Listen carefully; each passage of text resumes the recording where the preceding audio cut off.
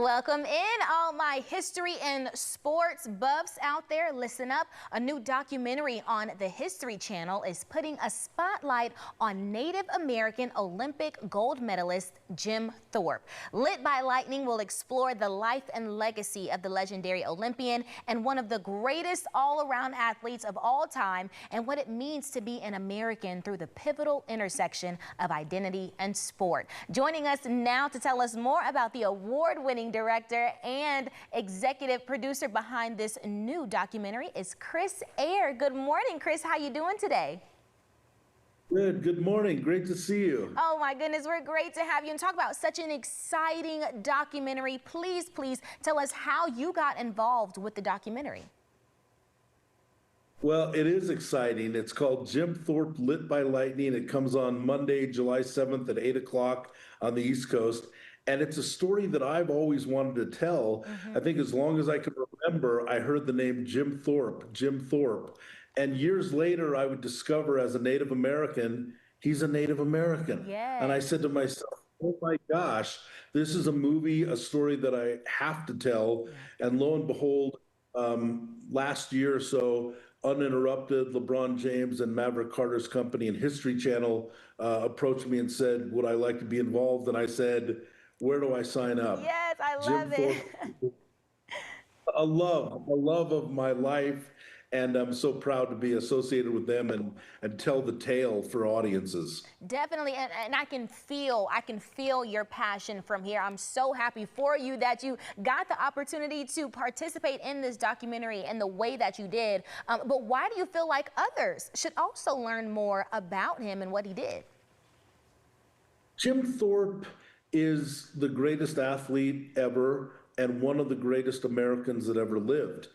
The things that he overcame in his life, I say short life because he died in his mid-60s, but he lost his twin brother at age 9. He lost both parents by age 11. He was part of the Indians that went to boarding schools, disenfranchised from their families and their communities. He went to Haskell in Kansas. He ran away multiple times only to be returned. And they finally took him to Carlisle, Pennsylvania, so he couldn't run home. Wow. And I think that with those circumstances, he was newly indoctrinated into the reservation system. And with those circumstances, if he wouldn't have found sports, I'm not sure how his life would have wound up. He put his life into sports and the admiration of competition. And he started out with football, winning games with counterparts and opponents like Dwight Eisenhower, who played for the Army. And he really gained a worldwide name because of this Indian school playing against collegiate champions like Notre Dame and Penn and Army and winning these games. And he was regarded as this football phenomenon.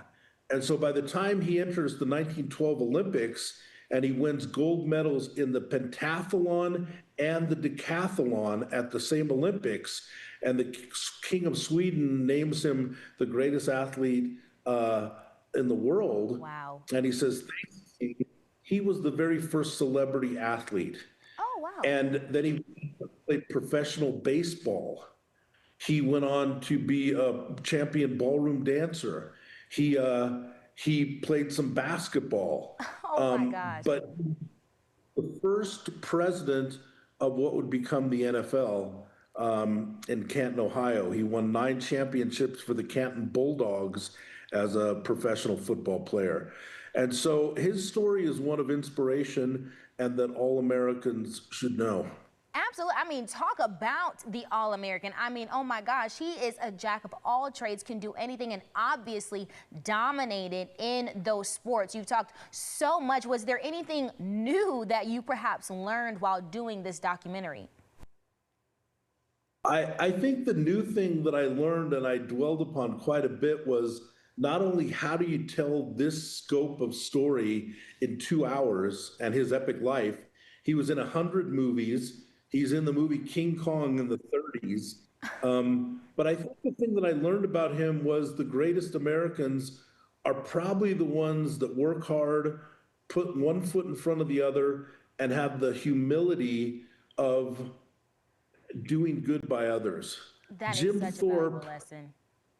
embodies something unique because, like I said, he did all of this before money was indoctrinated into sports. Yeah. Before there were celebrity endorsements, he did this. And he did this all before social media and before likes on a platform. He did this for the reason of competition and the reason that he wasn't a quitter. He never quit his whole life. He kept making himself useful and he kept reinventing himself. And I think that's why people should know his name and take him as the inspiration that he was. An inspiration indeed, and of course, determined to make a difference. That is incredible. Such a great story. Chris, I can't thank you enough for speaking with us this morning. Everybody, please do not miss Jim Thorpe, Lit by Lightning, premiering Monday at 7 on the History Channel. Do yourselves a favor and tune in. Of course, Chris, thank you so much. Thank you for having me.